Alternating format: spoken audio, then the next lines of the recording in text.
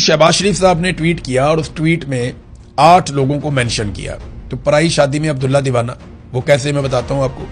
शहबाज शरीफ ने जो टैग किया वो ट्रंप को किया, नायब सदर अमेरिका के जेडी वेंस उनको किया, मार्को रूबियो को किया, स्टीव विटकॉफ के एक अकाउंट को किया, फिर स्टीव विटकॉफ के दूसरे अकाउंट को किया। तो पहले 5 अमेरिकी अकाउंट्स को उन्होंने टैग किया।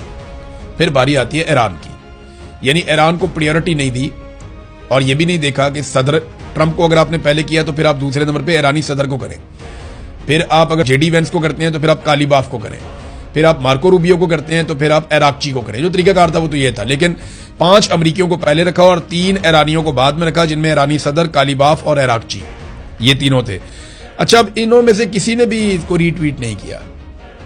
जब मैंने इसको देखा उस वक्त तक किसी ने भी शहबाज शरीफ के ट्वीट को रीट्वीट नहीं किया, हालांकि इनको मेंशन किया गया। जब आप किसी को मेंशन करते हैं तो उसका मकसद यही होता है कि वो इस पे रिस्पॉन्ड करे या कम से कम वो देख ले, लेकिन किसी ने भी रीट्वीट नहीं किया शहबाज शरीफ के ट्वीट को। तो हमारी हालत वो है कि अपने घर के अंदर भूख है, बच्चे स्कूल नहीं जा रहे, बर्तन बिक गए हैं, कर्जे चढ़ गए हैं, पूरा कुंबा आपस में दस्तों गिरबान है, घर के अंदर खाना जंगी लगी हुई है, एक दूसरे का सर फाड़ रहे हैं, नफरत की आग लगी हुई है, हर कोई घर से भागना चाहता है, मगर चौधरियों के बीच में सुलह हो रही है, हमें बहुत मजा आ रहा है। यानी अपने घर के अंदर भूख नाच रही है, अपने घर की हालत यह है कि कर्जे चढ़ रहे हैं, अपने घर की हालत यह है कि कोई चीज सही तरीके से नहीं हो रही, तरतीब के साथ कुछ नहीं हो रहा। और बेगानी शादी में अब्दुल्ला दीवाना, बस इसी को बोलते हैं। ये कहावत एग्जैक्टली पाकिस्तान के जो हुक्मरान है उनके ऊपर सादिक आती है।